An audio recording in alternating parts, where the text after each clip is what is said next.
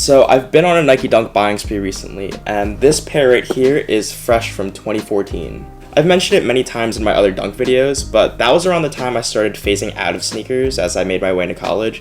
So not only did I miss out on a bunch of Dunks like these, I generally just missed out on a bunch of other sneakers as well. Now that I have pretty much all the time in the world, I've been chasing after anything that I could find from the past for a good deal, an emphasis for a good deal.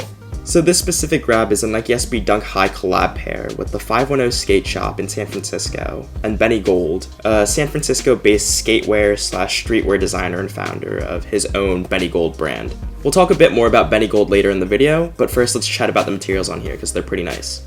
The uppers of the sneakers are done up in Benny Gold's signature Fog Camo in this sort of heavyweight canvas material in a colorway that Nike calls black, olive khaki, and sunset. From what I could tell, Benny Gold's Fog Camo is different from a traditional camouflage pattern in that it has a hazier look to it overall. These are listed as a premium, which makes sense because the canvas on here is super rugged and great to withstand the extremes of skateboarding, as these are a skateboarding shoe after all. Continuing that same great quality theme is this brown leather at the swoosh and the back tab. The brown leather is more of a saddle textured leather and is unlike smooth leather that you find on any traditional Nike sneaker.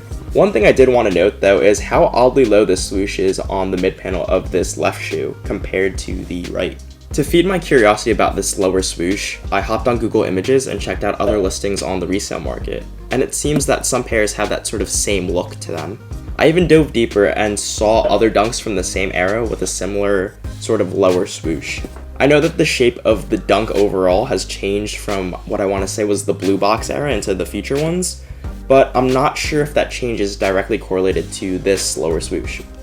If I had to guess, I think it probably just aligned with the poor quality that Nike had from that time period of like 2014 to 2016.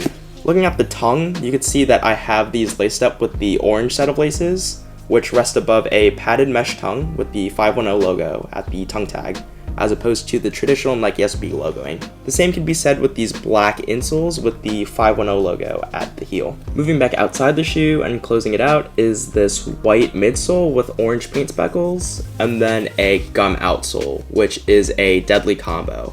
Really love it. I bought these pre-owned without the box, but if you guys are interested in knowing, these came in a split teal and black quick strike box, just like this one. As for sizing, I'd stick to your true Nike size. My foot measures as a true 9.5, but I noticed with Nikes, along with many others, is that going up half the size is always the wave, because I feel a majority of them fit pretty snug. Given the thick padding on SB Dunks, I usually tend to go with a 10, although I don't mind a 9.5, so really, your mileage may vary.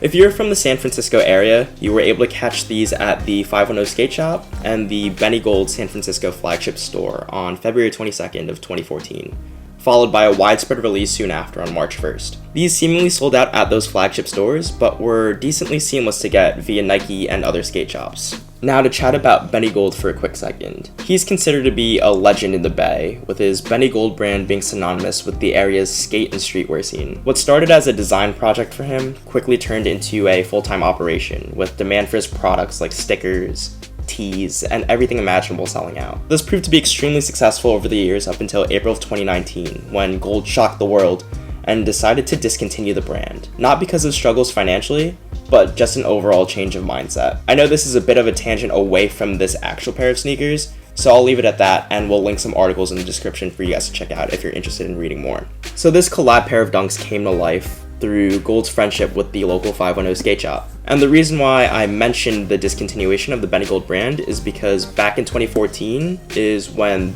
they were alive and kicking. But looking back on it now in 2020, the brand obviously isn't producing anything new, including the famous Fog Camo. So by that logic, it makes this sneaker kind of rare. I don't think people are actively seeking out this 510 Camo Dunk for that reason, but I think it is a point worth noting. That said, resale prices in general vary on these, with them being as low as under $100 pre-owned, or as high as a few hundred, like $200-300. My take on sneaker prices in general is that you should pay what you think a sneaker is worth, and if the story behind this pair resonates with you, then you're likelier to tolerate a varied resale price.